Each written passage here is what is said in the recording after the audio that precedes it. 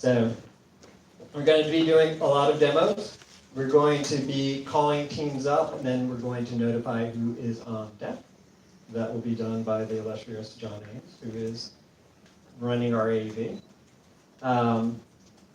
After you've gone through all the presentations before our illustrious judges, we'll have a little talk about what to do with your project post-hackathon and how we want to stay in with you and move the Space Apps community in Seattle forward. The judges will be deliberating during that time, and they will come to a decision on the categories, and we will reveal the awards and the prizes. Okay. Gotta say thank you to our sponsors, AWS and ANSYS, who sent us great people to talk on Friday night. Space Frontier Foundation, UltraSafe Nuclear, Imperia Aerospace. Yeah, you guys ought to be checking out those folks. They are a new company doing do-it-yourself satellite kits for the educational market. Living Computers and Labs, Museum and Labs, and ADAS. How was the food? Good. It was pretty good, right? A million thanks to Pagliacci, Victrola, Jimmy John's Specialty Delight, Cupcake Royale Rebel, From Be With Love with our galactic cake for kickoff night. Kind Bars are still out there, Einstein for the bagels, and to Carolyn for pulling together a lot of these names that came in, and Matt and Pagliacci, who's really did a great job for us. Our partners, Surf Incubator, our home. Seton is not here, but Seton, I hope that you're going to catch this video on YouTube. Orbital Engineers providing the crew here. Casey Backus, where did you go? Stand up and be recognized for the amazing job that you've done. Our fiscal sponsor, Science Partnership Fund, Space Entrepreneurs is working with us. Branding design by Eric Chang Studios. Thank you to Vive for the fun VR experiences over in that corner, and Kronos yesterday for our Oculus fun over around the corner there.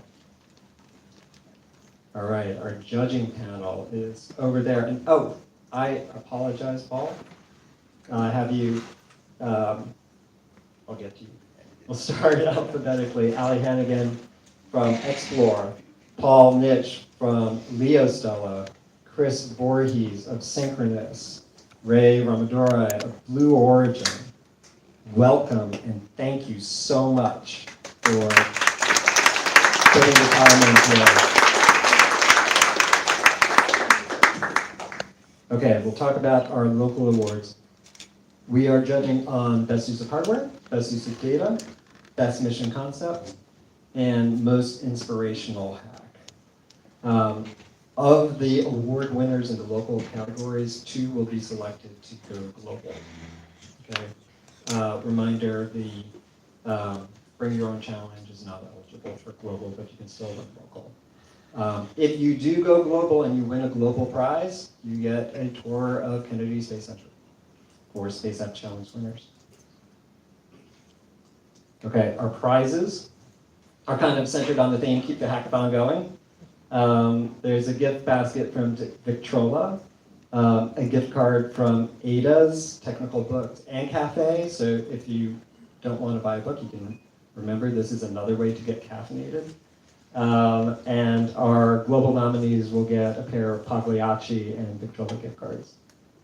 And from those local winners, we'll collect your badges, put them in a ball, draw one.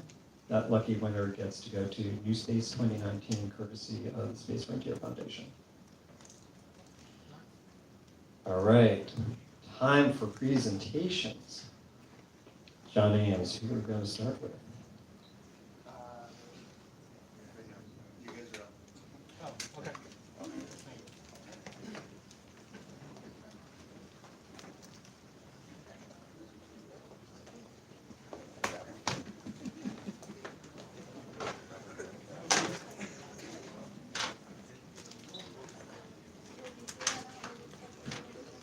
We thank you for bearing with us during our technical organization. Okay. Mawa. And who's on deck? John, who do we have on deck?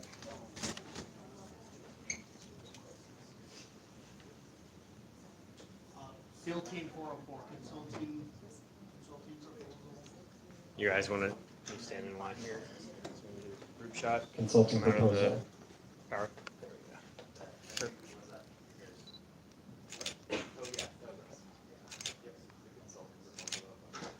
Okay. Let's start with Mawa.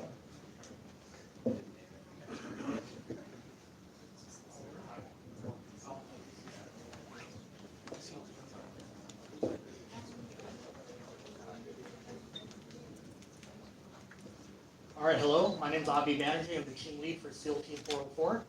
And our project is named MAWA, Predicting Displaced Populations in Conflict Zones. Our team arrived at the name MAWA because it's an Arabic word for haven. So the challenge we gravitated toward was designing an approach that uses NASA Earth observation imagery to characterize land cover and land use for resettlement, refugee camps, and so on. So what we asked ourselves was, how are the fruits of our labor through this project help the end user? How is it going to make the most impact? So we asked ourselves one question: how do NGOs, governments, aid groups allocate resources at settlement camps? Typically, it's by population, but how does that happen when you have a remote settlement camp that has geopolitical tensions and high security risk? You don't really have that data. So our proposed solution is using an ensemble of various machine learning techniques to extract population data from satellite imagery and then piping that into a time series forecasting model so we can see population trends for specific refugee camps. Our solution is completely scalable to other settlements. It's sensitive to local geography and climate and geopolitical situations, and it can be adapted easily and for understanding for people in the field as well as back in the office. So our workflow is gathering the satellite imagery data, piping that through our machine learning platform, which is then the data is extracted from that and put into our time series forecasting model. So our technology stack was Pandas, NumPy. We used OpenCV, Scikit-learn, SpectralPy, AWS, and Facebook Prophet. So for this case study, we focused on Rakban, Syria. It is a remote camp that is known for having a dire need for aid. This New York Times article was actually published a day or two ago, so there's still immediate need. So let's see if we can apply our project to make an impact. So this is an initial picture from Rakban. You can see we piped in through a k-means clustering algorithm where it aggregates the clusters and where inhabitants congregate. And from that, we apply binary filter to increase the contrast. With that contrast, we then do a blob detection through sklearn. The three methods we used for that: Laplacian-Gaussian, determinative Hessian, and as well as differential Gaussian. Obviously, we used typical default parameters for this, but we went with differential Gaussian because it neither overfit or underfit for our structures. One thing that we did encounter was sparse data with Rakban. There's not a lot of satellite coverage there, so although we could extract the data, we didn't have enough time series data to pipe it to our forecast model. However, we still wanted to show you guys, the end user, how we can forecast out with some data. So we shifted over to Zakari, another settlement camp in Jordan, where we can pipe population data into a Prophet instance, and we can predict out 7 days in advance, 10 days in advance, even a month in advance of any population trends. And as it says down here, the machine learning model is only as strong as your training data. So, one thing you do get out of this is some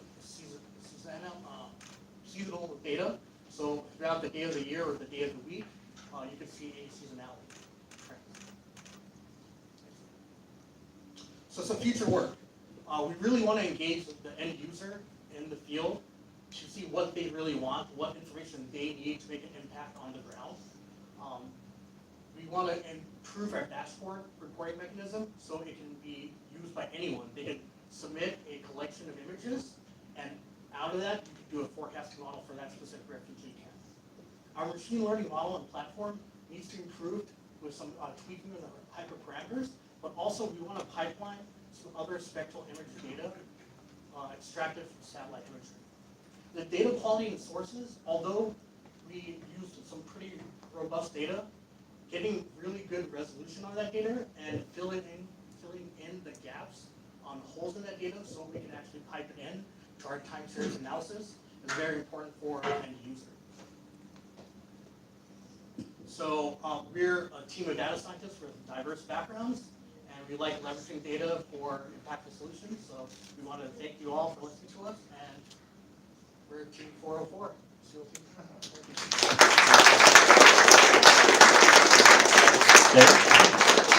Questions from the judges for SEAL Team 404? Did you look at any other geographic locations besides the one campus? Yes. So we looked at several encampments and settlements besides Zatari and Rakpan. So a lot of the data you get for settlements are usually planned settlements through the UN. So the UN has a database of planned settlements which is bounded. So there isn't a lot of sprawl. So one thing that we really would like to do is to validate our results on some of these planned UN settlements because they do accurate census. They're bounded in an area. So if we can extract and infer population data from satellite imagery, we can calculate the area, tweak the model, and get more accurate. So, did I answer your question? Yep. What's the state of the practice is census on the ground with workers? Basically, yeah. So what we envisioned here, right, was Rakban especially is a very remote area, and geopolitically, it's Syrian civil war.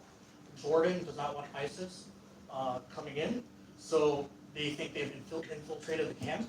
And so this refugee camp is basically in a demilitarized zone between the two borders with no access to basic aid. So they're in a very dire need for this aid, and how can they funnel this aid to them if they don't have an accurate count of the people? Do they understand, like with state of the practice, do they understand what error they think they've got in their estimates? So yeah, so there's little to no data for this settlement, mainly because of the security situation. So it's hard to quantify the area. They have very general estimations based on like average people and structures, but there's certain areas of the camp where census takers or enumerators would actually want to go to or even count people. So it's very fluid. So does that answer your question? So you had data for Zatari on 2013 through 2016, is that correct? Yes. Did it work? Did the algorithm work? Yes. So with enough back data, you are able to reduce the confidence interval you have onto your projected. Right? So once you take that data and overlay it from, so we have data up to 2016. We project that out, it was within that interval. So it predicted it right there. So what we want to do is back test it with other settlements and validate our results, not only for the time series forecasting, but also for that imagery data as well. Do we have any questions from the audience? Okay, thank you. Thank you.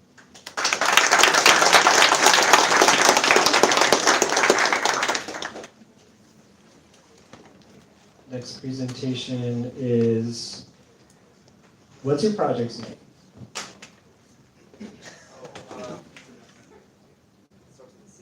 The consulting proposal. All right, come on up. So on deck, finding the cryosphere. Finding the cryosphere is on Behind deck. that, Ice Ice Baby.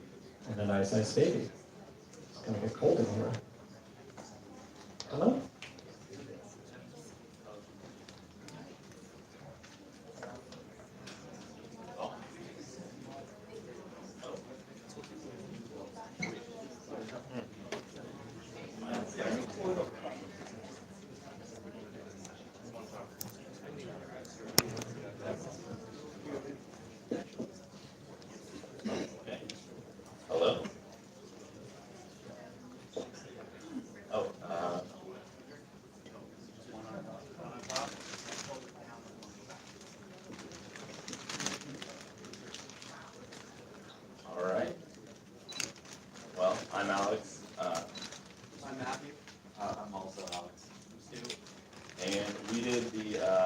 don't forget a camera challenge where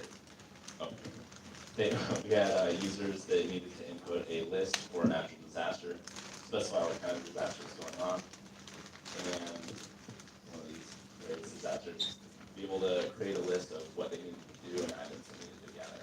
And so we decided to develop an app on Android Studio in which they could. So we called it our natural disaster preparation. The users first greeted by if it's an emergency, please make sure to dial 911 before using the app. And then we got from the Red Cross Foundation, like the basic natural disaster preparation plan on our homepage. And then we have the camera button, which is something we'd like to implement later on down the line. We didn't get that quite working. Anyway, so then you click into the menu, and it gives you a list of natural disasters. Something we wanted to add here, what we can get to as well, was being able to have your own natural disaster, because we have a limited amount here, obviously. But when you go into the preparation pages, we took images from NASA's database of whether it was a volcano or an earthquake, and then you can enter your preparation plan and your item. It'll store that into an array. And then, yeah. Oh, and then this is just an example of the input, just for the user to see. And then persistent storage, yeah. So we didn't get it tied to a database, but that's again something that we hadn't quite worked on. Referrals, a camera feature, just so in case you wanted to be able to track and take a picture of what was going on and share that with your friends, and notifications. We didn't have user notifications of when a natural disaster was going on, but that's something that we'd also like to implement. One thing really quick regarding the referrals that we wanted to do. For the referrals, we were thinking that it would be pretty interesting to have the user put in something for their checklist. For instance, if they wanted batteries, then it would auto-populate where they could get batteries, probably through Amazon online, and then or any type of other item as it got stored. And that's pretty much it. It's a pretty basic application that we created for Android Studio. Any questions? I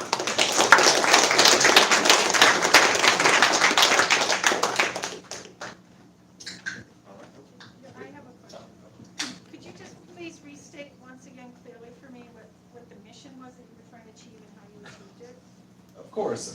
Yeah, so essentially we wanted to create a easy-to-use application for any user so that they could go in and try to do a disaster prevention plan. And I believe in the challenge itself, it was open-ended for the user to put in their own input for their plan, whether it would be maybe a safe meeting area or a way out of a city. And then also they would have a checklist in terms of what they would want to take with them, possibly in a safety pack that they could have in their car or something like that. So for each of those different natural disasters that you could pick from, is there a pre-populated list for the So checklist? we were actually thinking about putting in a pre-populated list, but the instructions itself said keep it open-ended because we wanted to have some safety steps. For instance, on the radio right now for earthquakes, they say that you're supposed to kind of cover, get under a desk or table, cover the back of your head, and then hold on to the leg so that it won't get away from you while it's moving. So we definitely wanted to have that and a couple other basic items that you could put in your pack, but it was open-ended in the instructions. Yes. Did you run through a disaster scenario and try out the app? In a way, yes. We definitely looked up possible situations for an earthquake because that's probably the most likely thing that would happen here. And we were able to store as many items as we wanted, but as Alex was saying, we had an issue with our persistent storage to kind of store all of that data, so that's something that we would like to implement in the future. How do you use the NASA data? Just know, we'll take judges' questions, audience questions, you guys can follow up after. I'm sorry, can you repeat your question? How do you use NASA data? We use their imagery for the application, and then also there were a couple sites where you could go to and learn more about that. And we were going to also include like safety links and stuff, so if you wanted a better understanding of how to prepare yourself, you could go to one of the local NASA websites.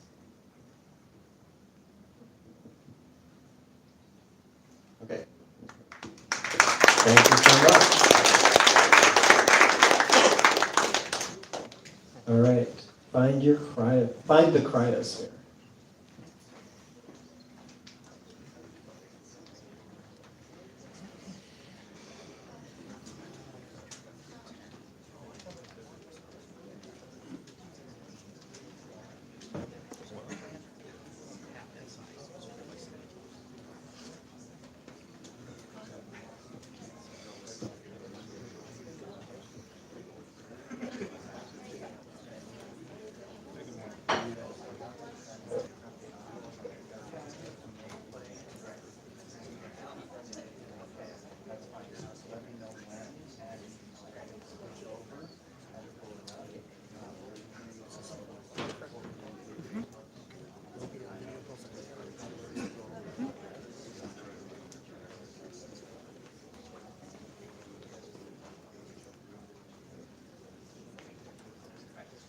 Hi guys, this is Team Next Wave. We're working on a project of finding the cryosphere. My name's Steven. This is Sue. This is Samara. This is Maram, and this is Sean.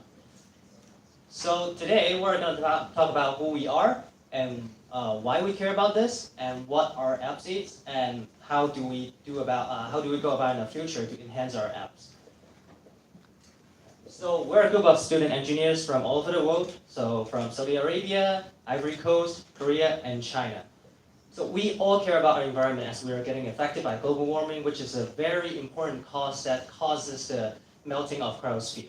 So I personally experienced a major natural disaster, which is typhoon in China just a few months ago. So it was pretty scary. It almost destroyed my whole city. So I encourage people to care about our nature. And when I said we, it's everyone here. Don't think you can get away from it easily. You're not gonna get away from it. Okay, so we need to care about this. Have you ever thought about the glacier's ice, how it affects your life and everything? And according to this project, I'm doing this project and I realized a lot of things. Look at this. So in this world, we have about 735 cubic kilometer ice. And let's look at another one example. So according to our research, if Greenland ice sheet melts, it will cause 23 feet ice sea level rise. That means 28.29 million people gonna die. It's 8.7% of United States population. That means, for example, maybe you have 100 people here, 3 of us gonna die. It might you or me, we don't know. So when the sea level raise, it's pretty much look like this. Maybe I'll be in this car. Okay, so the goal here was to create this app for really everyday people to look at cryosphere, learn more about it, and also take action. So we have a section where you can play with the sea level. You can select your city, and you'll know how. Oh, here's the video. Thank you. Okay, so you can watch this video about NASA, explain better what the glaciers are and what the dangers are. You can check out the sea level viewer to enter your city. You can rise the level and see how it will affect your city. We also added this section here for people to share ideas and talk about it every day. We want people who don't know anything about science to learn about the cryosphere. You can click on the More section here to look at all the types of cryosphere, find the nearest one, and then know more about it. And also take actions. So we will also have a section where you can find your local politician and push them to do something about it.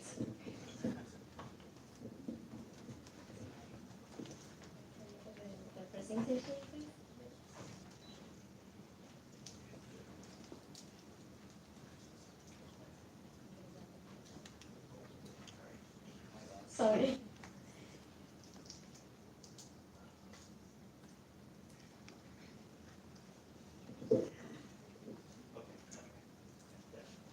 Yeah, so why we make this? As Nelson said, education is the most powerful weapon which you can use to change the world. So we want from our website to empower people to push for change. And we want to provide an easy access to the information about the cryosphere. And after that, we want to make others be a part of the solutions. So what we want to make in the future? We want to enhance our website and add 3D interactive maps of the cryosphere so people can see what the glacier looks like. And we want to make a mobile app version so we can add some small interaction games so people can interact with each other and maybe figure out what's the solution for specific problems. And we want to add simulator by using data from NASA so people can see the real data from there. So, do you still want to say this don't care? Let's see the Bobby. Thank you.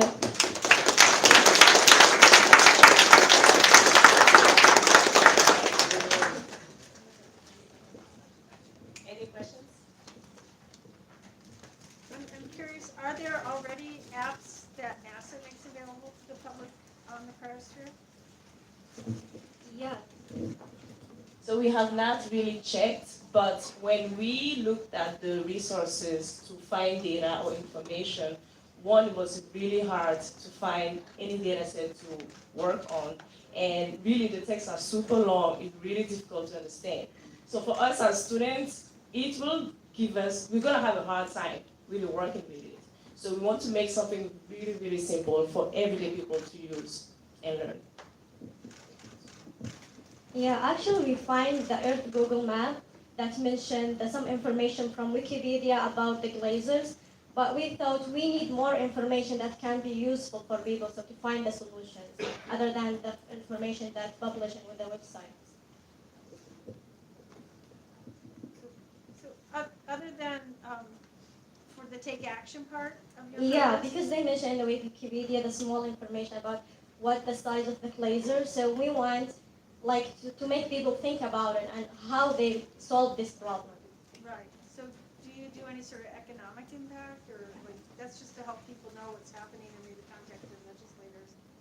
Is there any like guidelines for policy or something that you, I don't know, what else do you do to help your users get more engaged in the subject? Sorry, can you explain your question, Mark?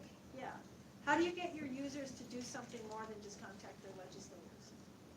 Yeah, we want them to actually share their ideas, so maybe they will figure out how they solve it, by calculation or by using this data. Any other questions? Thank you. Sorry. In the presentation, you showed a web app that you created, is that correct? No, this is just a prototype. It's a prototype? Yeah. Okay, so it's like a wireframe. Did you actually develop a web app at all? No, not yet. We haven't that time because we couldn't connect the API, so we need more time to learn about it. Yeah, thank you. Thank you.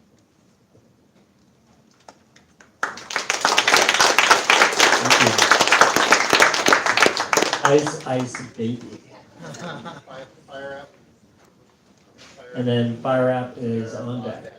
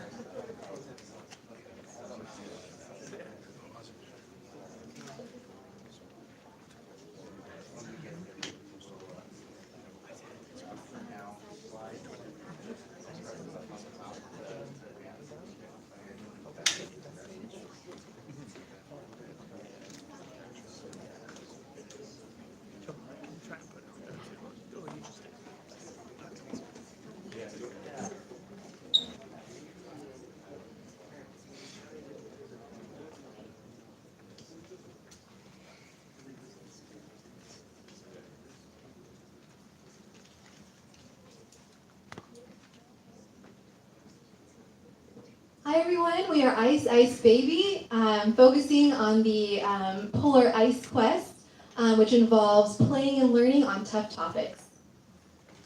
Polar bears, orcas, seals, and walruses. All these adorable Arctic animals might not be around for much longer. The Arctic is warming at a rate twice the global average, according to the 2014 Arctic Report Card. And Arctic sea ice is now declining at a rate of 12.8% per decade. What does this mean for the animals and humans on the Earth? The larger impact is profound. Even a small increase in ocean temperature can quickly destabilize glaciers overflowing into oceans, creating a greater chain of melting and flooding. As more ice melts, the greater the ocean surface is exposed, in turn absorbing more heat from the sun, thus further warming the water, melting more ice, and increasing water levels in the entire Earth's temperature. While it can be difficult to see these incremental changes here in the Emerald City, entire countries and cities are disappearing, sinking before our very eyes. Take Key West, for example. It's nearly gone. What about the 33 islands in the Kiribati? At the highest point, only 2 meters of the country is above sea level, and it could completely disappear from the Earth within the next 20 years. We are in crisis. In light of this, we have created an Arctic survival game that places the gamer in the boots of a polar explorer as they negotiate the uneven terrain, windy conditions, extreme temperatures, and challenges of creating a base camp in the wilderness.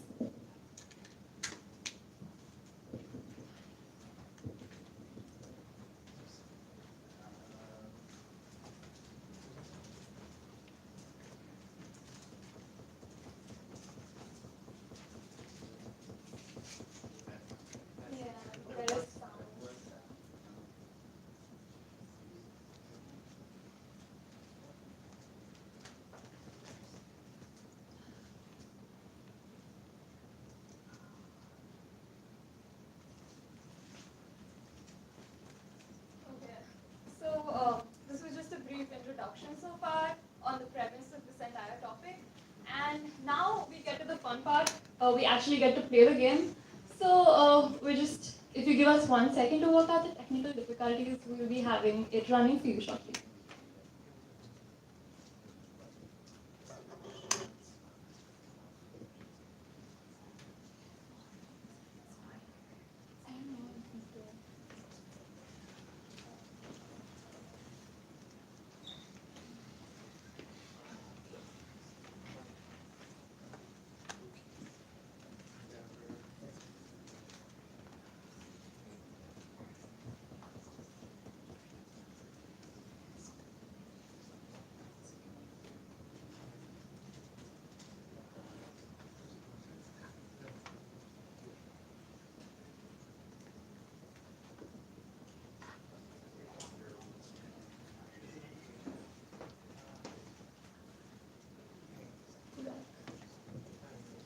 Okay, so this is what our game environment looks like.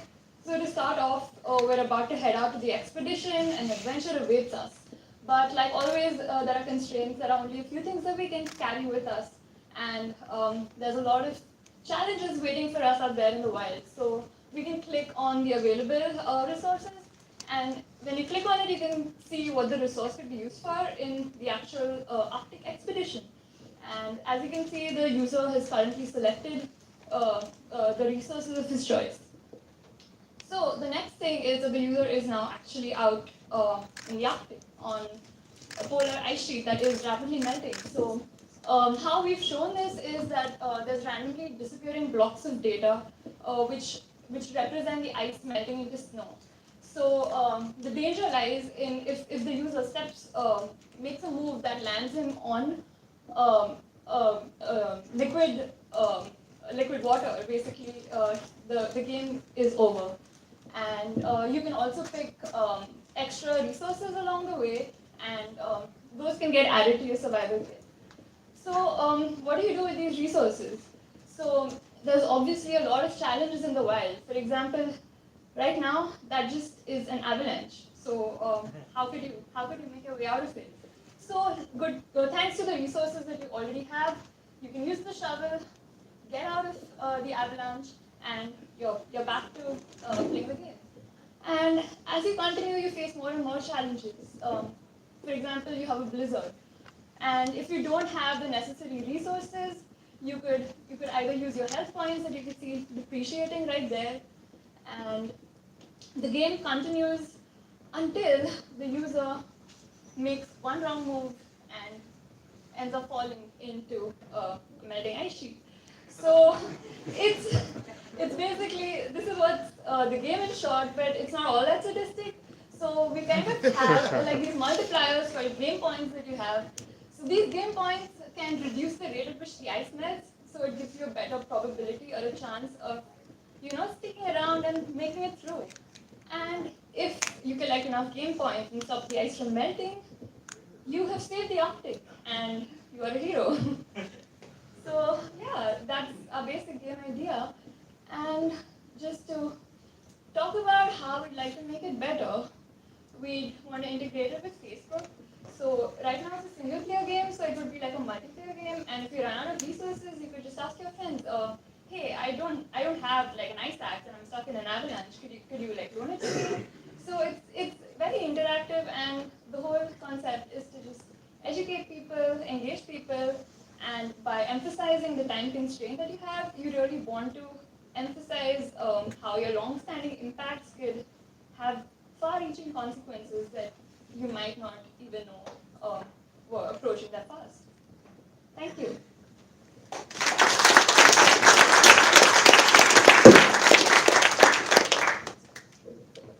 Any questions? Okay. Next up.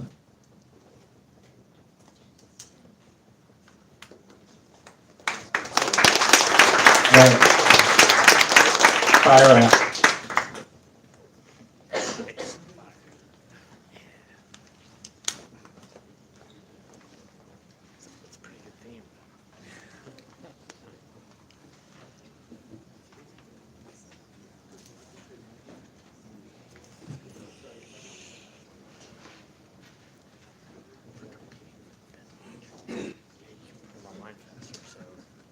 How's everyone doing? You got enough sleep last night? Oh, no. None of us did.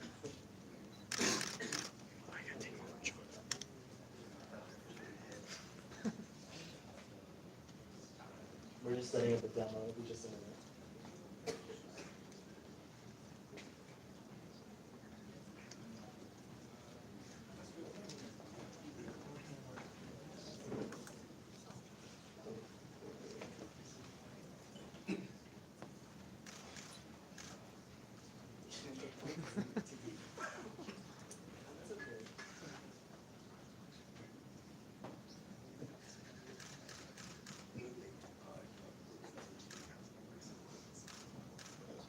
Yep.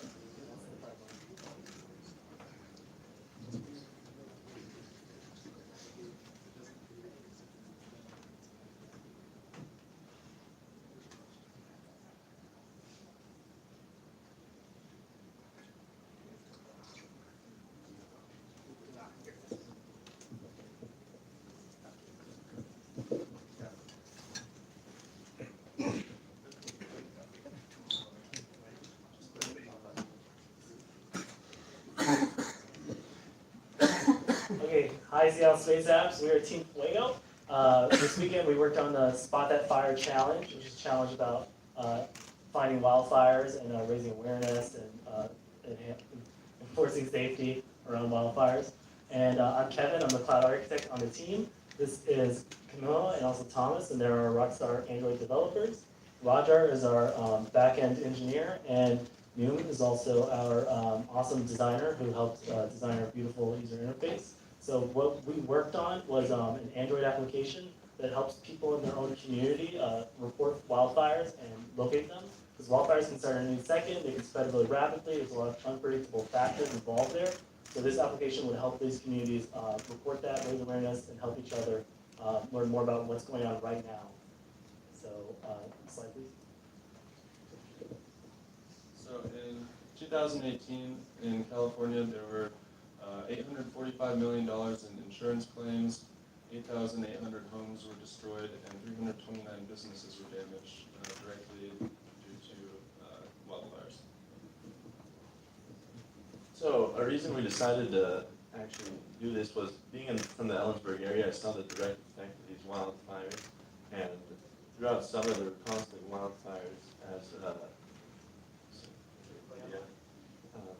there were constantly wildfires in and around the surrounding area, and you'd step outside and the city was covered in smog.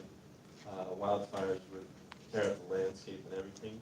So I figured that people could at least report the wildfire and get informed regarding information about wildfires and in and around their surrounding area and how it's spreading and all that stuff. And this is actually a clip of a wildfire as I was coming back from Ellensburg towards the Seattle area. And then now we'll show a demo of the app. And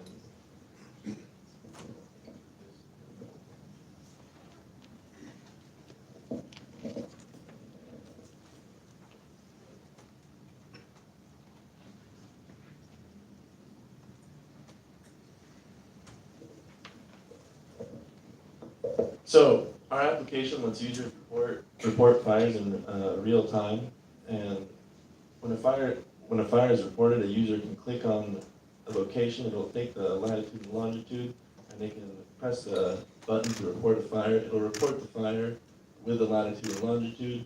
It'll add it to our database, and then be processed by our backend, and we'll determine what to do from there. We also offer a chatter feature, which lets users see wildfires in and around their area and how they're spreading and the direction in which they're going and other information regarding those fires.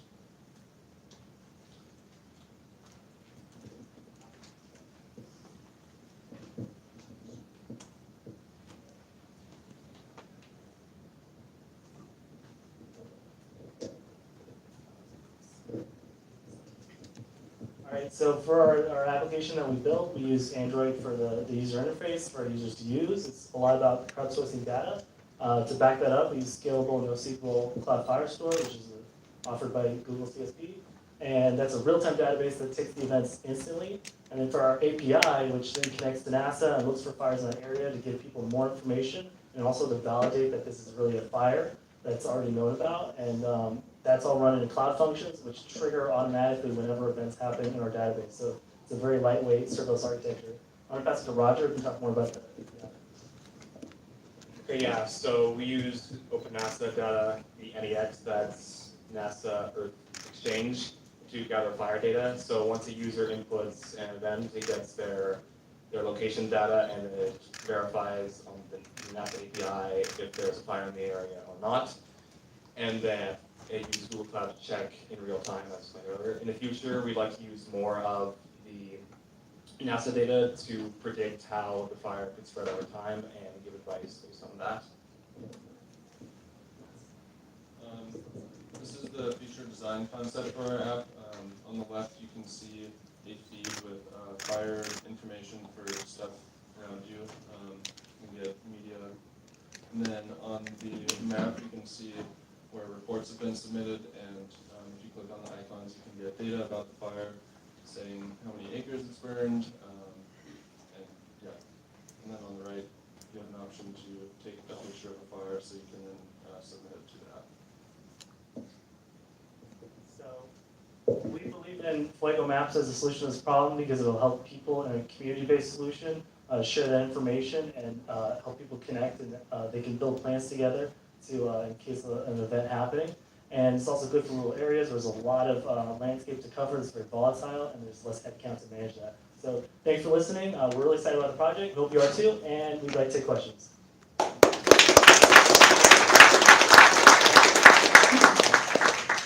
Yes, please. So I understand it's you're crowdsourcing from users in the field, people driving down the road. They report the fire, they click the map, and then it gets validated with a set of data that who is managing. I didn't catch that part. Right. So there's an API from Is NASA data. yeah. They're open NASA Exchange. Right, for an NASA active Exchange. fire event? Yes. As a, like, did you guys look at what U.S. Forest Service does for similar types of data? Right. No, we use that. Okay. So we use NASA data to validate it, but we also, our approach is more community-based rather than just, because you can't really just add a record somewhere. But if people are adding records for where fires are happening, of course we have to validate that. So one part is NASA to validate, and the other part is using community to understand what's happening right now. Is it the community in general that's the target, or did you consider first responders as a user Right. of data as well? Yeah, first responders, volunteer firefighters, shelters, all these things could be integrated as part of the community, and we really want to scope it, kind of like next door, like having like established communities where people can reach out to each other and be aware of each other. Someone can help and check out on each other if something happens.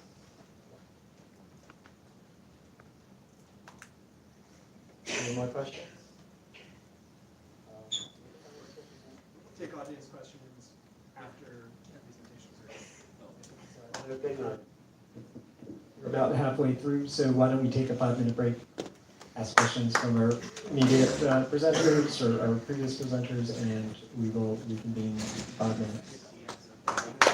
We'll see you guys.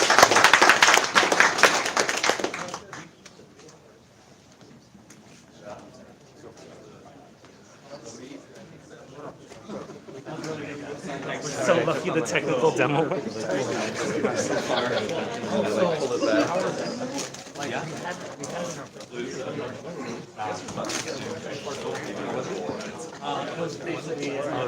You're on a live stream. You're on a live stream. Oh.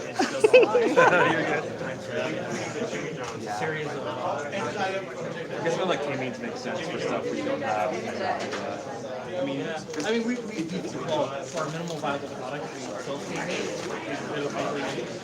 Yeah. right? And we started off with just like a 20 iterations, but then like larger images, we had to really go down to like between 70 to 100 iterations. Actually, actually one of the kind of fair though, they had one of the saying that, hey, I'm emailing one person I know. Get there. I'm flipping. I'm switching. Okay. Yeah.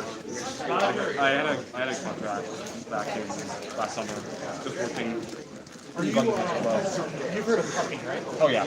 Are you on their Slack? Oh yeah. Okay. Yeah, I go to Puppy. Okay. Like almost everyone on our team is on the Slack channel. Oh, cool. Are you on the top?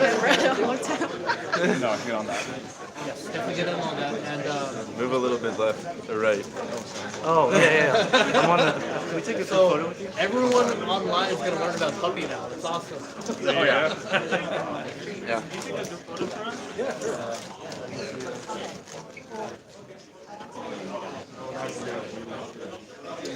sure. You guys need to get friendly. Come on. All right. All right. NASA Space App. It's not locked into this 1-to-1 ratio. He also came up with the idea. I just took like 4 or 5 like that. Yeah. Thank you.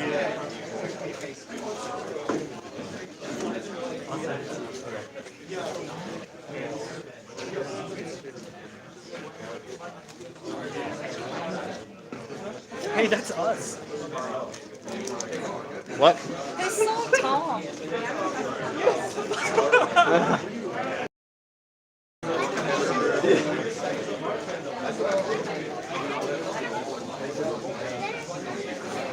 Send whichever one you think is best.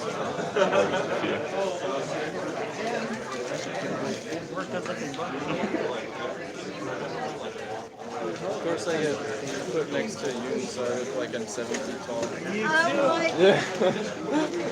You should stand next to me and then you can stand like on the outside.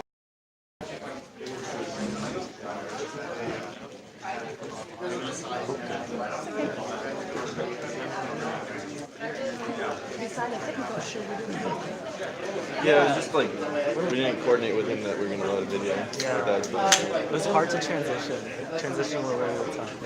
Other than that. I also, like, turn around and, like, I'm with a microphone. kind of learned from it. Yeah. And the slide thing was kind of tricky.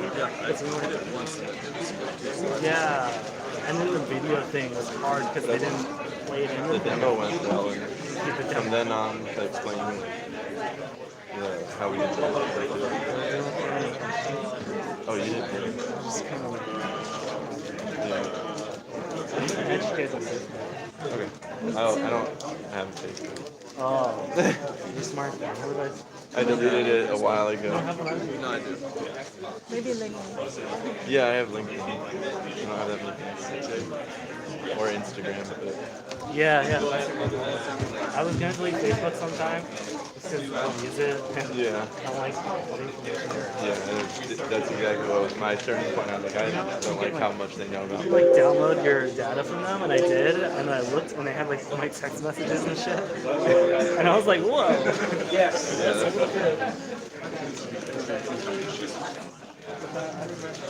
I like your team name too. Fuego. Not Fire app. Yeah. Fuego, man.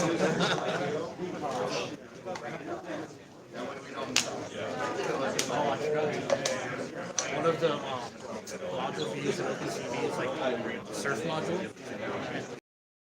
Surf incubator. Like we should have said we use surf. Yeah. The time goes fast. Like, when you're up there, it's like. But you have a lot of good data to show. Well, we have the best numbers. Very last week we got a video for demo, right? But Were you kind of staring towards like the best use of data? I feel like it's really scoped on. Yeah. because actually Grace is our captain and We created a CAD model that we imported into VR to show it. Oh wow, polygraphy. So just having that domain in a day, but there's we're not gonna have right. Ultimately, we want to make it a web app where you type in a couple languages and it doesn't plan route can be used. We've got Really good presentation. All right, we're gonna get started up again. In the beginning, it's like very showing the impact. No, I love like the layout. You guys gravitate back towards the chairs Oh, no. and Team Issy. We're all you developers, are so up. we don't know. No, Team Issy is not on deck. Issy is on deck. Who do we have right now? Stardust Explorer. Hello, bro. Hey, where's my thing?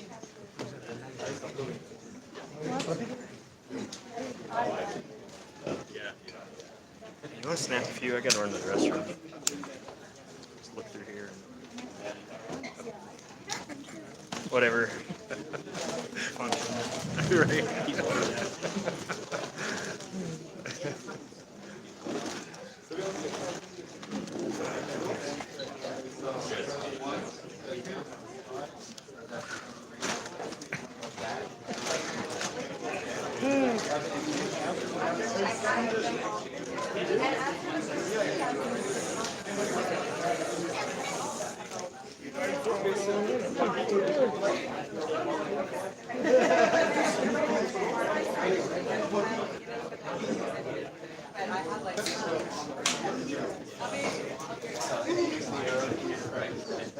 Hello.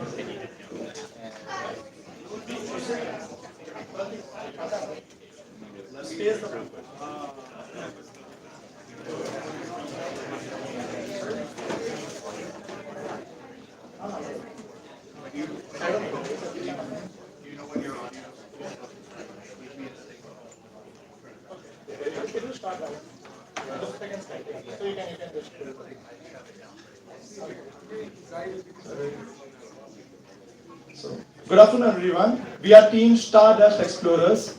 We all are students from the University of Washington, and the challenge we are addressing today is looking globally.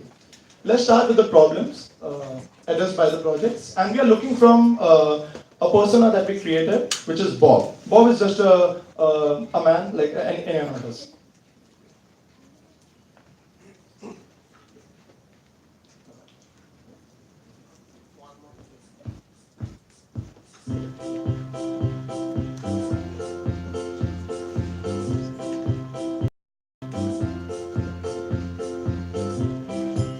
That's Bob.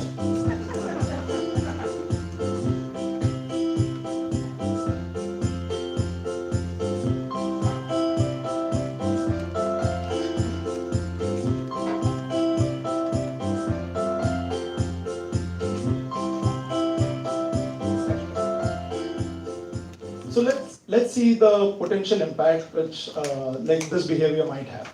So 17 of the 18 warmest years ever have been recorded from 2001 to 2018. Carbon dioxide levels in the air are at the highest levels in like 650k years.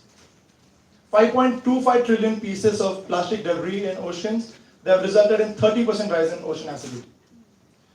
And also the global average sea levels, they have risen nearly 7 inches over the past 90 years. So clearly, Bob and many other people, they don't have any clue about what's happening, maybe because they don't have interest in science or like, they don't care, like he said. So we are proposing this solution called as Future's Future, enabling a stitch in time. So what's this about? So Future's Future is, it will enable you to experience the future yourself in a very interactive and gamified manner. It will be very region specific so that people can relate to the problem very locally, but also when we have many centers across the globe, we'll be able to address the global issue as well. Also, the existing resources such as research papers and apps have been in existence, but they do not have much impact. So let's see the process. So once we start, we have a center allocated for a region, and we decide all the characteristics for that region. We consider all the climate data and all the characteristics for that region, and based on that, the current data and the historical data, we see that okay, we implement machine learning and see what are the future characteristics of that region specifically, and based on that, we'll visualize that and we'll gamify that approach as well in order to show that to the users as an experience, which is Future's Future. So this is how the experience should look like. Seattle edition. Choose a challenge. You can go in the past and look how this waterfront looked like, or see how it looks like in the future, or change the future now. Take a good look at the waterfront in the 1960s and notice how it has changed today. Based on your actions, you will change the future.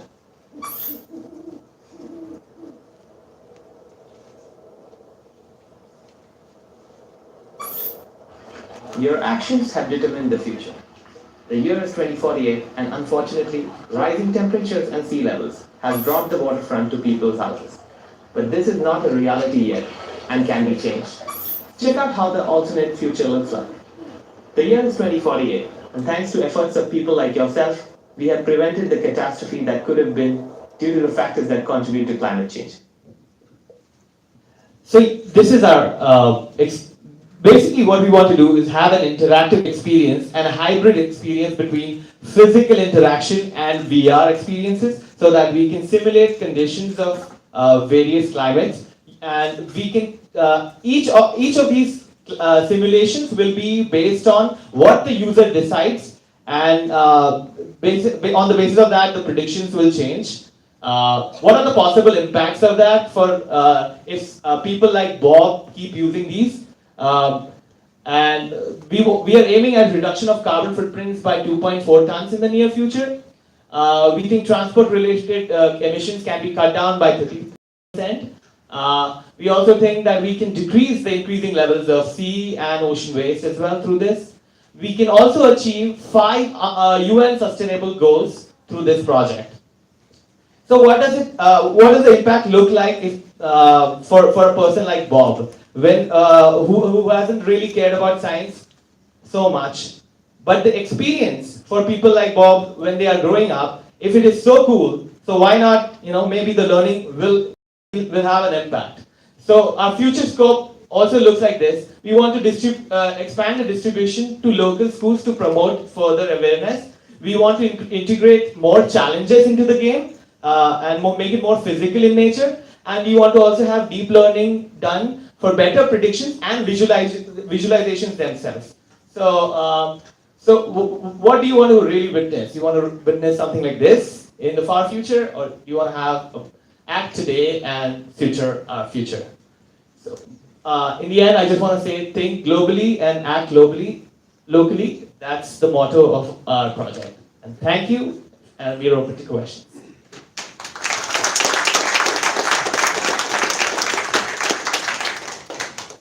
Could you introduce yourself?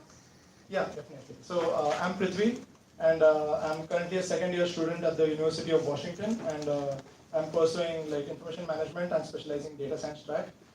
This is Prashantji, and even he's in the same cohort as mine, but he's specializing in UX. And these are like they are like my friends, and they are in the first year, but in cohort they recently joined the University of Washington. And Varun was previously a data scientist as well. She was like a front-end developer before, and he was a BI developer before. He's Prateek. So how mature is the product now? Is it something that we could come by and interact with, or is it more a demo that you put together? So this is just a gameplay demo that we put together. We came up with 360-degree VR screens, but we couldn't really implement it to have a gameplay. But we are able to basically show you this demo. We have also implemented some machine learning algorithms on the results of which we have basically determined all those extreme conditions. I think you said something about NASA data sets. Can you explain which data sets and how you want to use them? Yeah, definitely. So we tried looking at the Seattle data set at the start, but it was very sparse. So we started looking at NCDC data, I guess the National Climate, I forgot the acronym.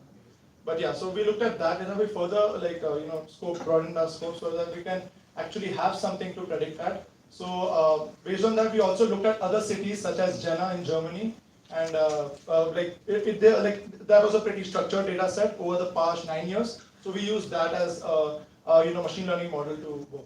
And we correlated like 4 features. There were air pressure, there were water vapor pressure, then there were air density, and there's humidity. And they all result in predicting the outcome variable, which is temperature for us. Did it work? Yeah. So after our machine learning algorithm, we were able to predict the outcomes on a test set with an accuracy of 97% using only four variables. So if we are to get better data in the future, I'm guessing if we get glacial data, Mount Rainier has a huge effect on the climate here in Seattle. So if we get more of this data, we'll be able to make better prediction in the future. Remind me which challenge this was again? Globally challenged. What the world needs now is global. So our idea was everyone keeps talking about how climate change is affecting us, but people don't take any measures because they can't see how it's affecting themselves. And we want to show the people how their surroundings will get affected if this will continue.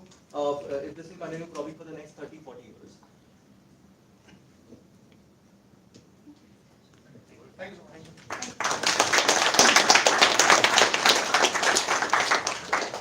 Issy.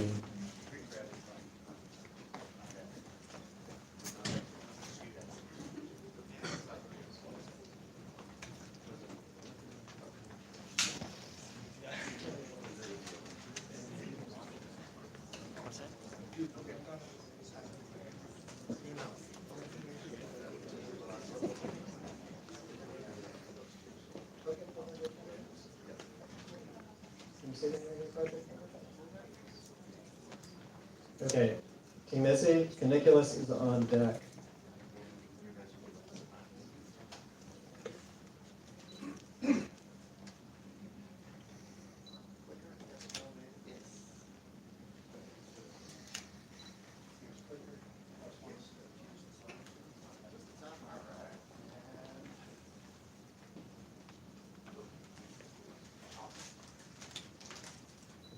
All right. We are Team ISSI. You may have heard of us. We've been here previous years. This is kind of a recurring theme. It's your theme. So I'm going to give it to Laura to kind of explain the background and what we've been doing. Hi, so I'm Laura. I'm the founder of ISSI. So ISSI stands for International Space Station Interesting Exercise. So here on Earth, we don't have to exercise as much because our bones and muscles push against the force of gravity, and so we could stay healthy enough upright. Sorry. But in microgravity, you have to exercise 2 hours a day in order to stay safe from bone and muscle density loss. So Otherwise, your limbs will turn into noodles, basically. So yes, so our mission is to make exercise fun for astronauts. So astronauts generally have to exercise, and it's not really fun. So we are making exercise fun and therefore keeping astronauts healthy. So in our previous years, our first year, we started an augmented reality game using the Google Cardboard, Unity, Vuforia, Raspberry Pi, and Makey Makey. So year 2, we started using the HoloLens to play Earth Magic, where players restore growth on Earth and a desert environment using an exercise routine.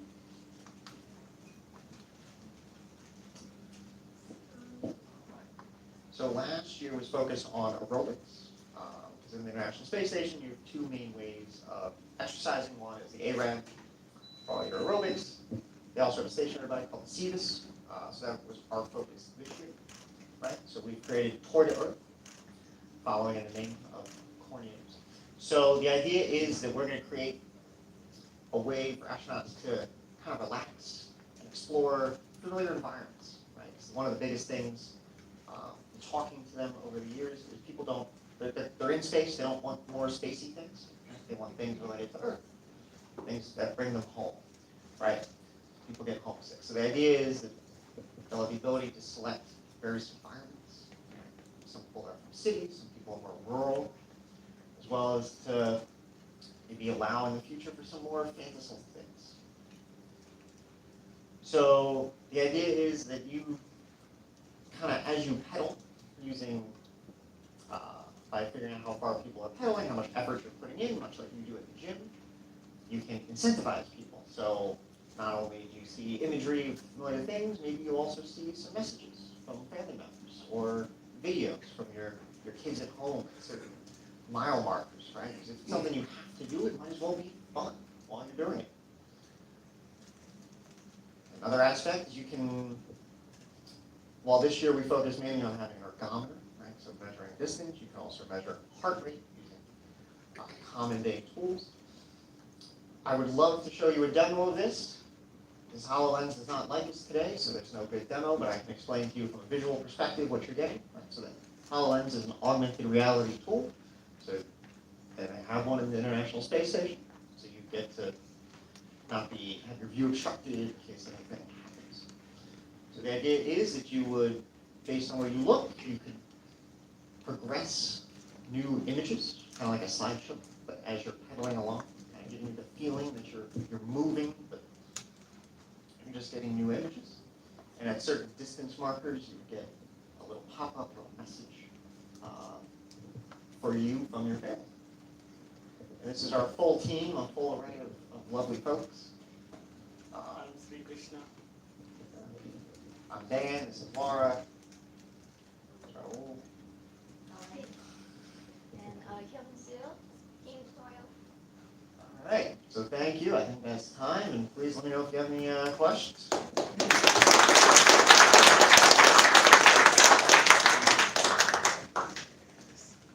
So you said that HoloLens is not working for you today. Can you describe what the experience would be like, since we can? Absolutely, I would love to show you later. That's also possible. So the idea is that you put this on, you get on the bike.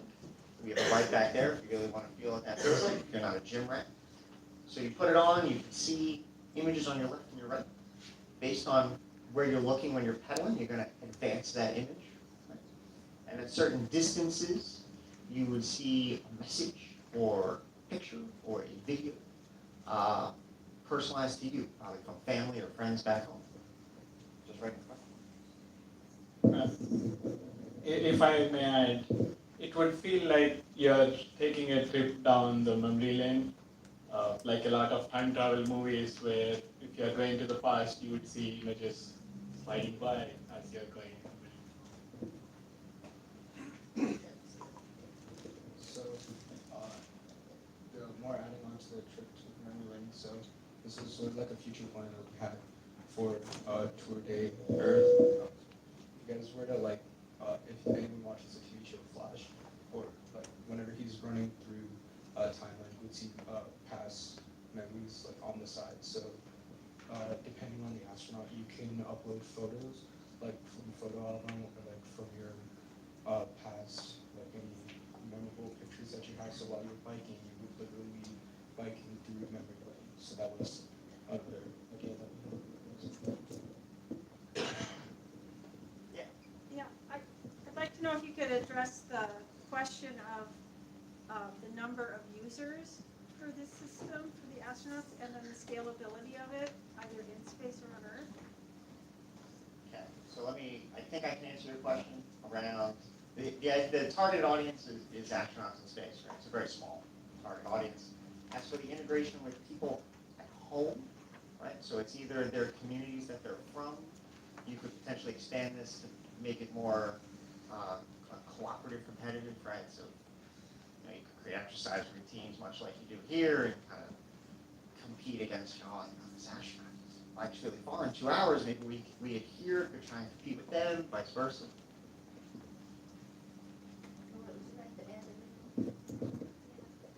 So it's mainly targeted towards astronauts. However, people on the ground can use this in the future, at least we are hoping. How many of you like doing exercise? That shows pretty high.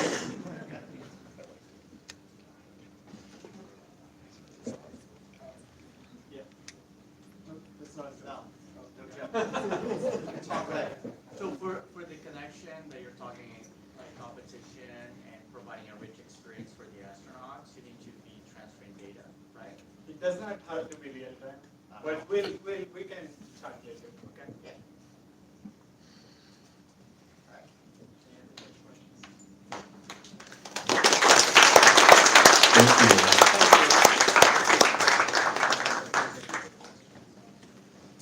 You're up.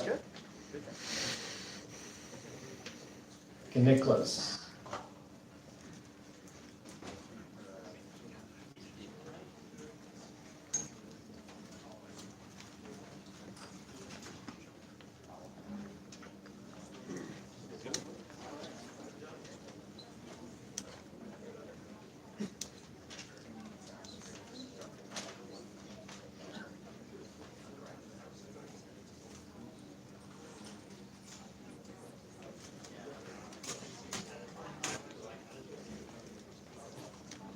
And after Nicholas, we wrap up with spacewalk.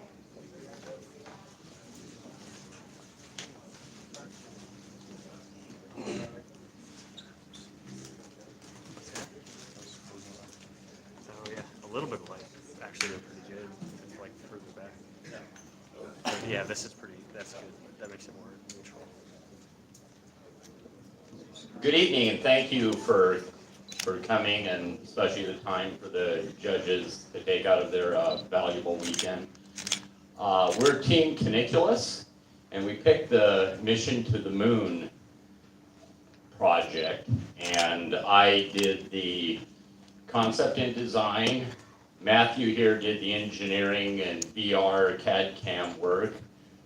Daniel Blackburn helped with the physics and general data science things, and Daniel is hiding in the audience, and he did the route finding and things of that ilk.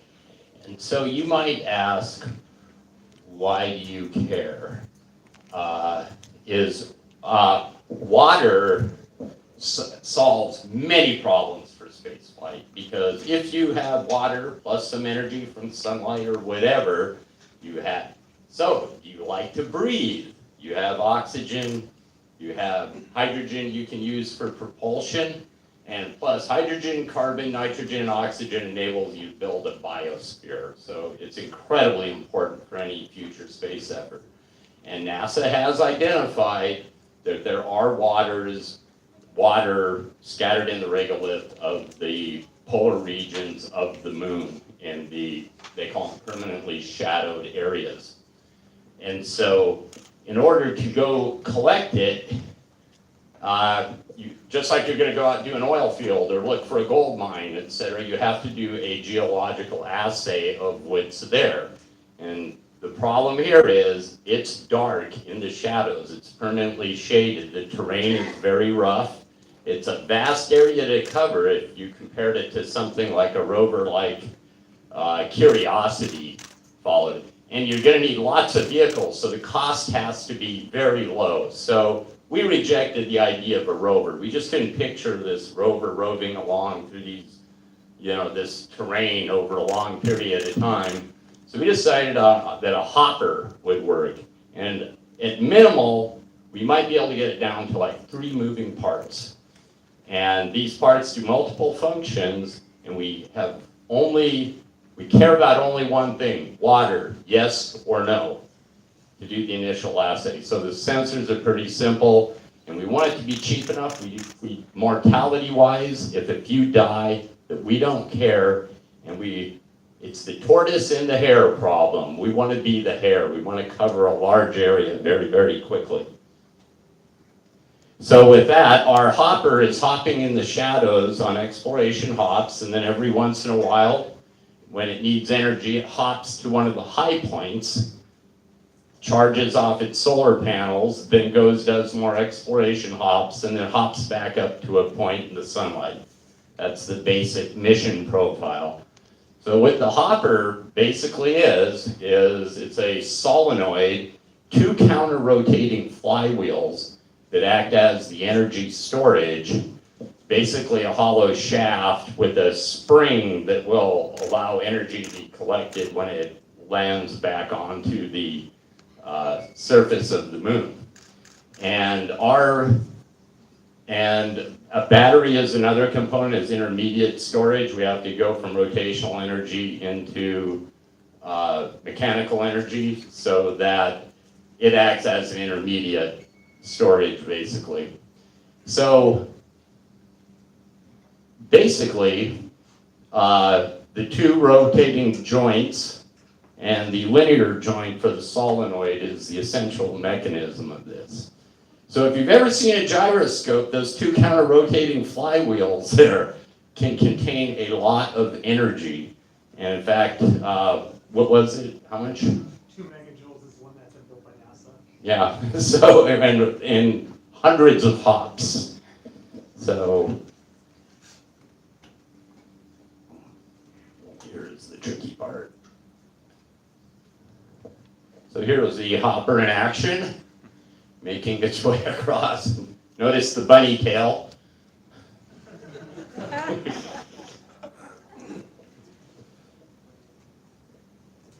So, we looked at the terrain, used the NASA data sets for the terrain. That's like the profile of a series of hops. The contour map is from a NASA data set, and we can use that information to plan the profiles, elevation, if we have an opportunity to get into sunlight or not, and then planning each hop, how far it has to go to gain what elevation, and also the slope considerations. So some of the things that we did not, what's my time? Okay, so one of the things there's a lot here to address. We had people coming in giving us mission creep all of the time. But one of the things is communication. So basically, Blue Origin's here, what I need is about 1,000 pounds to lunar orbit. Because I want to shoot about our payload is about 10 kilograms, so I want to put 50 to 100 of these things on the surface at once. And we need a communications relay back to Earth and between, because this thing is on the pole, at the pole. That line of sight is a problem. So we'll have to have at least one orbiter, probably in a Molniya orbit, that would act as a relay back and forth between the rover fleet and the mission control.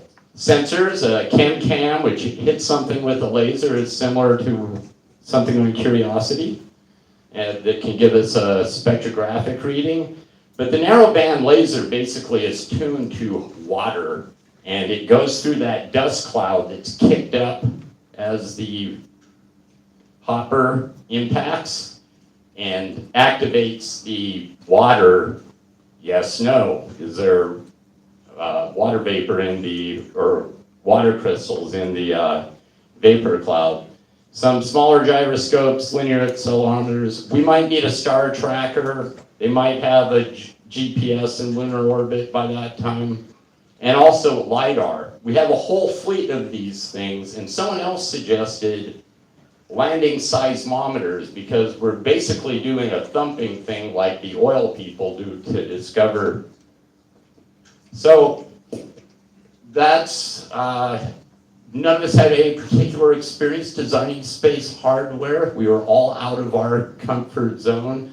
I am amazed at my teammates and the rolled eyes and how silly they thought the idea was to start, that they built it into a believable system. We have most of our air bars wood, an order of magnitude on most of it, so there's lots of room for moving things around. So with that, I need a rocket and some money, and we're ready to go. So.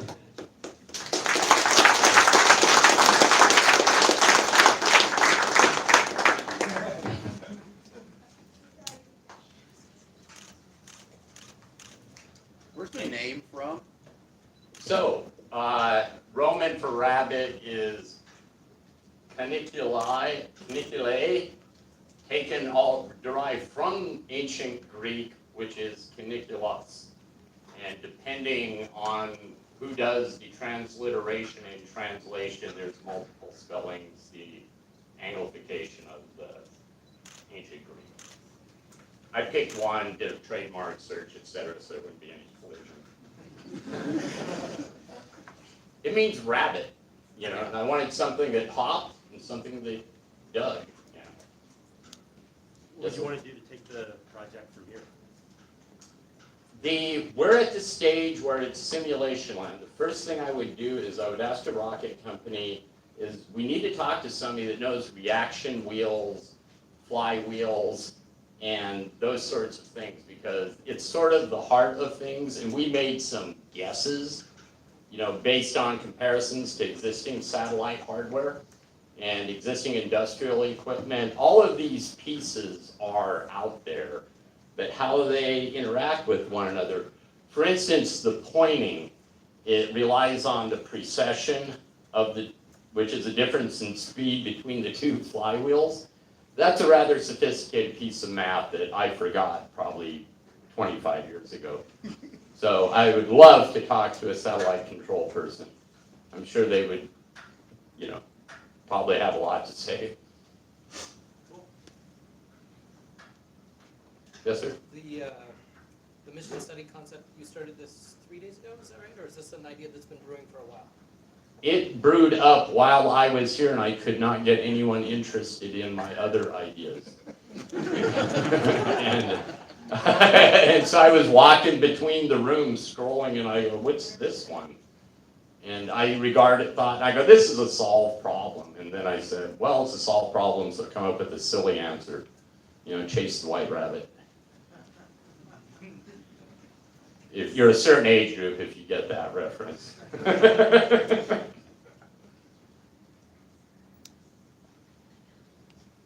Not a solved problem. Good to know. The permanently shadowed craters is one of the hardest places to explore in the solar system, actually. Yeah. So when I brought the GIS into my ArcGIS and looked at it, and I go, oh, this is just like. It ended up being almost perfect for that. It's now almost a solved problem. Look at that. Thank you very much. All right, Space Swamp.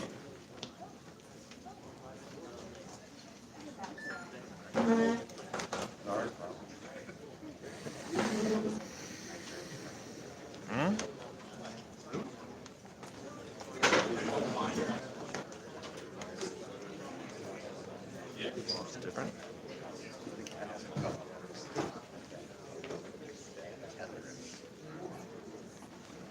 So after this presentation, we're going to talk a little bit about your projects after Space Apps. Judges will deliberate. We would like teams to go to the front, get their pictures taken in front of our Space Apps banner. You can collect your t-shirts too.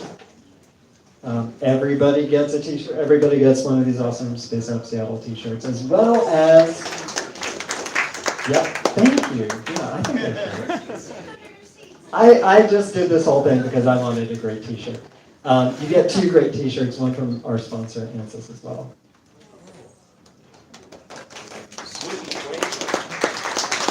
Yeah, just in case you forgot Maxwell's equations, you'll have them on your t-shirt always.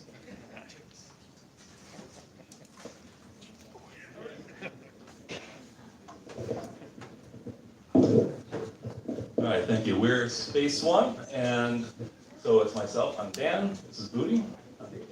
And Bart, who is our team leader and was supposed to be giving this presentation, unfortunately came down with the flu or food poisoning, something like about an hour before the presentation. So I am pinch hitting. Hopefully I can do a suitable job. And so, if you can switch over to the presentation slide. We're not designers, in case you're wondering. Okay, so we actually have a sort of 2-part thing that we combine together. I'll address the first one very briefly and then move on to the second half. So, as humans get closer to living on Mars, it's becoming more and more clear that we will likely be living what's called a closed ecological life support system, or CELSS. This is a system that mimics the biosphere of Earth, where plants, animals, bacteria live in an equilibrium, where each provides the nutrients and the others need to live. In the space environment, the system will be designed around nutrient requirements of humans that inhabit it. Unfortunately, our CLSS design is too complicated to cover in the scope of this presentation time, but we're happy to describe it in much greater detail after the talk. So, one of the other great challenges of space exploration is the scarcity of human time and labor availability. On the ISS, currently, the vast majority of astronaut time is being taken up by station maintenance alone. And it's leaving very little time for science or even personal relaxation. When we start moving into long-duration space exploration, this is going to be an increasing problem. It's going to create psychological issues, which we saw early in the space exploration missions, as well as, over time, stress will build up, and you're going to see stress-driven mistakes and possibly disasters due to that. So we need to find a way to lower this burden of work, of just keeping yourself alive in your space station or Mars colony from falling apart. And so the solution to this is to try and automate as much of this as possible. But there are a number of challenges to that. So what we've also come up with is we've designed a hierarchical, extendable, and robust sensor monitoring system. And so what this is this is designed for basically a one-person CELSS system. So we ran mass numbers and mass flux and so on to try and calculate, like this. And we also have we'll be flipping back and forth between the dashboard that you might have seen a second ago, where it's looking at simulated data. We had hoped to have some actual sensor data, but we ran into some hardware issues. So we're just simulating some Python code and bringing it into the rest. So so we've created a suite of sample data and a UI for monitoring the data through a simple dashboard interface and providing safe ranges of natural variation in the system, and then only provides alarms when the system begins to creep outside of those safe ranges.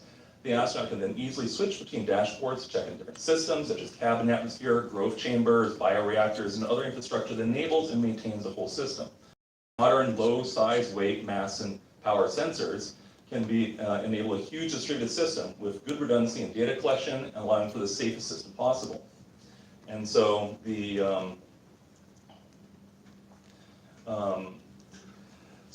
problem, though, is that simply creating a massive sensor network set of technical challenges. We're dealing with hundreds or possibly even thousands of sensors in these systems, and the ability to provide power and communications to all of them becomes very challenging. Without a proper design, it's easy to have a space habitat turn into an unmanageable mass of wires. And so wireless communication, while it seems like a simple answer, also has difficulties in dealing with such large numbers of sensors. Also, space environments place strict limitations in stray electromagnetic emissions for safety and/or scientific reasons. So, and also we have the problem of the harsh radiation levels in space, which can cause failures in off-the-shelf hardware, so you now have to have redundant systems, which further increases the scope of this problem. So our proposed solution is a highly redundant star topology network. And what this is basically we have a hub and star system where we have independent, very small, lightweight sensors using things like the MSP430 or similar sorts of processors that are extremely lightweight and low power, where a single processor and sensor can take periodic readings for years off of a single battery without needing maintenance or recharging. And those are hooked up via wired networks to a central hub. Like, for example, this is a sample bioreactor we have here. And these are wired into something that's similar in scope to like a Raspberry Pi. And so this eliminates all the need to have wireless connections on all of these. So the red lines represent something like a CAN bus or other redundant, low impact, low wire network that allows you to collate these things. And we've showed two different sensor networks here because of radiation and hardware failures, you want to have redundancy, duplicate, triplicate, or even more, so that when something fails, you can continue to maintain the system without having someone scramble, drop what they're doing, and go and try and fix it. And so what we've developed is and then all these will connect to a central server system through different kinds of wireless networks and different kinds of frequencies, so you don't have overlap. Occasionally, like for example here, I'm looking at a low-pan network for a sensor that's too far away to be on a wired network. And so you will occasionally need to have these things be wireless, but you try and do that as minimally as possible.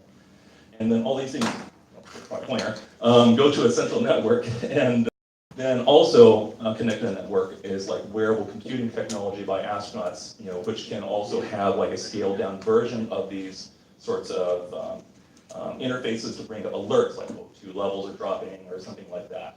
And so, what this is, the nice thing about this is highly scalable. So as like it grows, you can easily expand it without overloading the system.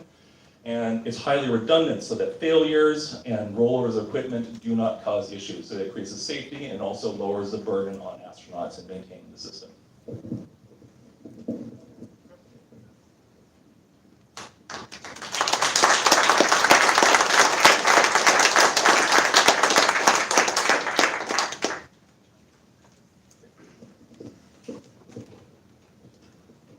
Could you repeat the name of your team, please? Oh, we're Space One, and we are working on the Making Sense of Mars challenge. And that's Space One, O-N-E? Swan, because originally the ECLSS involves using duckweed and some other things, which we can go into more detail if you're curious. So we Swan. It was Making Mars.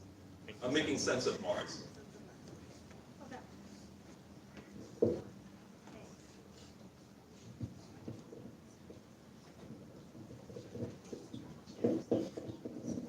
Any other questions? All right. Thank you, Space One.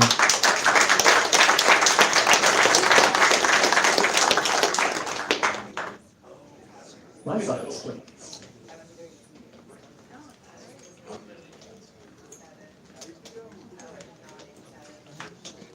Judges, you are at leisure to begin your deliberations.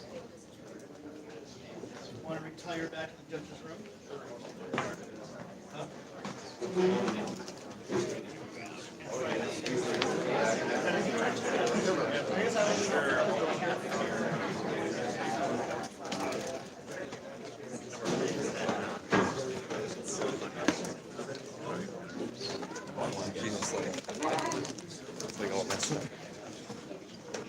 Everyone's in April, I got it. So it's just, I didn't want to use it. It didn't allow me to. I thought you guys would have gotten like powers.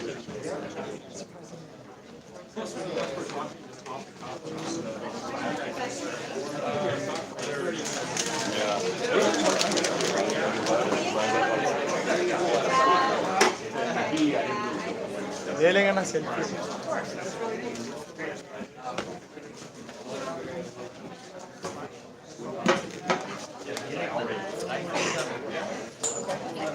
खोल उसमें कितने लगेगा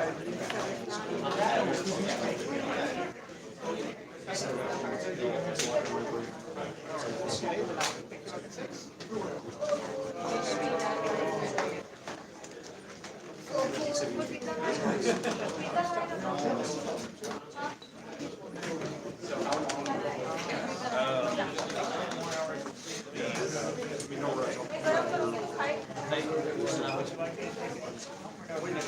You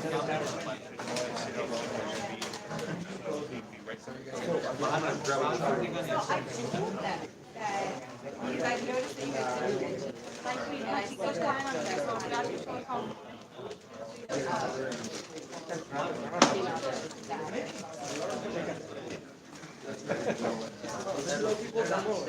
I think so, yes, they can. I was like, I don't understand why you're not.